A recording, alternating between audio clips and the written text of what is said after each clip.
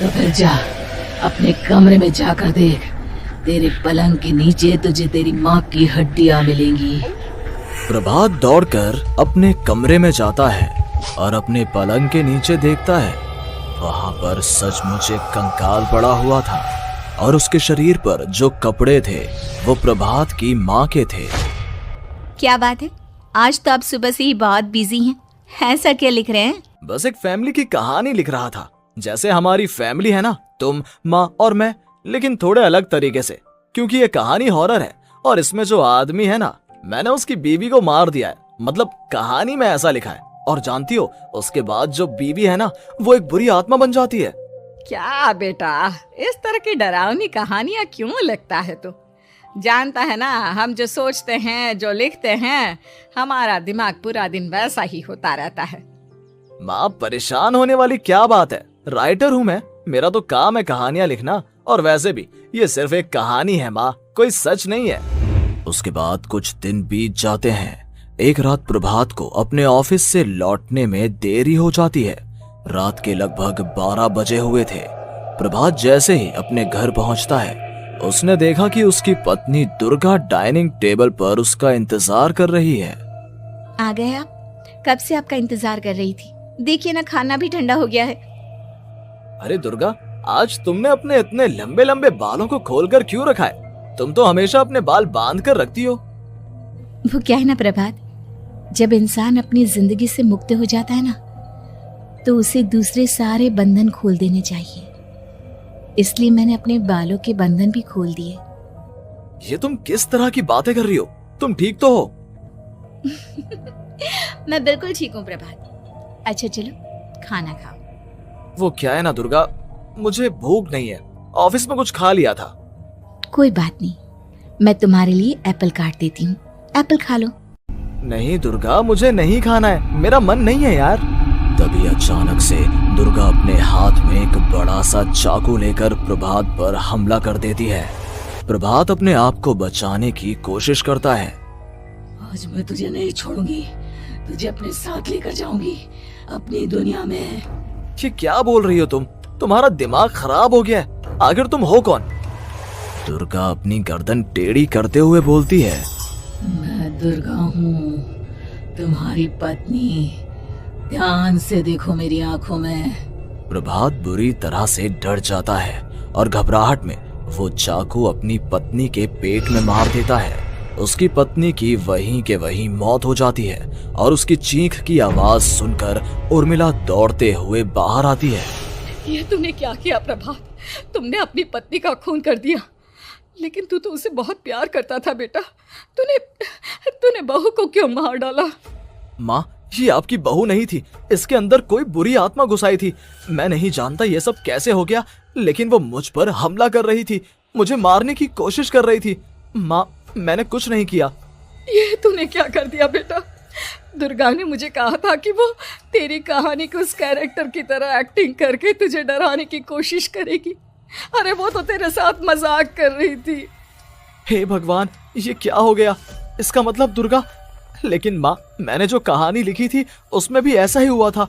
उस औरत ने अपने पति के साथ मजाक किया और गलती से उसके पति ने उसके पेट में चाकू मार दिया। मेरी कहानी सच कैसे हो सकती है? माँ, मुझे बहुत डर लग रहा है। अब ये सोच, दुर्गा की लाश का क्या करें हम? अगर गलती से भी ये बात बाहर फैल गई ना, तो तुझे पूरी जिंदगी जेल की सलाखों के पीछे रहना पड़ेगा। एक काम करते हैं माँ, हम घर के पीछे वाले बगीचे में उसकी लाश को दबा देते हैं। अगर कोई पूछेगा तो कह देंगे कि उर्मिला अपने मायके गई और फिर एक दिन हम भी अचानक यहाँ से कहीं दूर चले जाएंगे। कोई नहीं आएगा हमें पूछने, कोई नहीं आएगा माँ, बाद में जो होगा हम देख लेंगे। प्रभात अपनी माँ उर्मिला की मदद से दुर्गा की लाश को अपने घर के बगीचे में गाड़ देता है। कुछ दिन तो ऐसे ही बीत जाते हैं, लेकिन एक दिन अचानक रसोई से आ रही कुछ आवाजें सुनकर प्रभात की नींद खुलती है। प्रभात ने देखा कि वहां पर एक लंबे बालों वाली औरत दूसरी तरफ चेहरा करके खड़ी हुई थी। कौन है? कौन है वहां पर? अरे कौन हो तुम? मैं दुर्गा हूँ प्रभात। क्या हुआ? मुझसे इस तरह के सवाल क्यों कर रहे हो तुम? तुम दुर्गा नहीं हो सकती। दुर्गा तो प्रभात, मैं तुम्हारी पत्नी हूँ, तुम मुझे कैसे भूल सकते हो? 4 दिन के लिए मायके क्या चली गई, तुम तो मुझे भूल ही गए। अब अगली बार ना मैं कहीं नहीं जाऊंगी। पता चला तुमने तो मुझे पहचानने से ही इनकार कर दिया। नहीं, तुम दुर्गा नहीं हो सकती। तुम दुर्गा हो ही नहीं सकती। मैं जानता हूँ ये सब क्या हो रहा है। मैंने अपनी कहानी में लिखा था कि उस आदमी की पत्नी की मौत के बाद एक बुरी आत्मा उसका रूप लेकर उसके घर में आ जाती है। तुम वही हो ना? और अचानक से खूबसूरत दुर्गा का चेहरा काला पड़ जाता है। उसकी आंखें लाल हो जाती हैं और पूरे शरीर पर बाल, लंबे नुकीले नाखून, उसके दोनों पैर उल्टे हो जाते हैं और बेहद डरावनी आवाज में वो चिल्लाकर कहती है, बुरी आत्मा, मेरा खून करके मुझे अपने ही घर में गाड़ कर तू मुझे बुरी आत्मा कह रहा है? मैं तुझे छोड़ूंगी नहीं। और अचानक से प्रभात के घर में बेहद डरावनी आवाजें गूंजने लगती हैं। घर में चारों तरफ बहुत सारी बुरी आत्माएं नजर आने लगती हैं। प्रभात घबरा कर अपनी माँ को आवाज देता है, माँ कहाँ है आप? जल्दी आइए माँ, देखिए ना ये सब क्या हो रहा है। प्रभात ने देखा कि अचानक से उसकी माँ कमरे से दौड़ कर आती है। क्या हुआ प्रभात? और ये लोग कौन है? इन सब की गर्दन टेढ़ी क्यों है? इनके बाल खुले हुए। हाँ प्रभात, ये सब लोग तो मुझे मरे हुए नजर आ रहे हैं। हाँ माँ, ये सब लोग मरे हुए ही हैं और ये ठीक वैसा ही हो रहा है जैसा मेरी कहानी में हुआ था। लेकिन मेरी कहानी के हिसाब से तो आप भी। अचानक से उर्मिला का रूप बदल जाता है। वो भी एक डरावने साए की तरह बन जाती है और बेहद डरावनी आवाज में चिल्ला चिल्ला कर कहती है, मर गई तेरी माँ। जानता है, कल रात जब तू सो रहा था ना, तो मैंने उसके शरीर का सारा खून पी लिया। अब बस हड्डियां बची है उसके शरीर में। नहीं, ऐसा नहीं हो सकता, ऐसा बिल्कुल नहीं हो सकता। मेरी माँ नहीं मर सकती। तुझे भरोसा नहीं ना, तो फिर जा अपने कमरे में जाकर देख। तेरे पलंग के नीचे तुझे तेरी माँ की हड्डियां मिलेंगी। प्रभात दौड़कर अपने कमरे में जाता है और अपने पलंग के नीचे देखता है।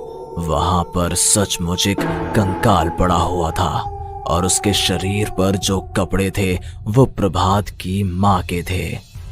माँ, अब मुझे कुछ करना पड़ेगा। लेकिन मेरी कहानी में लिखा था कि माँ की मौत मेरे हाथों से होगी, पर माँ तो पहले ही मर चुकी है और वो बुरी आत्मा मुझे भी मार देगी। नहीं नहीं, इससे पहले कि वो मुझे कुछ करे, मुझे उसका काम खत्म करना होगा। प्रभात अपने हाथ में बड़ा सा चाकू लेकर उस बुरी आत्मा पर हमला कर देता है जिसने प्रभात की माँ का रूप लिया हुआ था, और अगले ही पल वो नीचे गिर जाती है और उसके शरीर से खून बहने लगता है। ऐसा नहीं हो सकता, एक बुरी आत्मा के शरीर में तो खून होता ही नहीं है। तो क्या सच में मैंने अपनी माँ को मार दिया?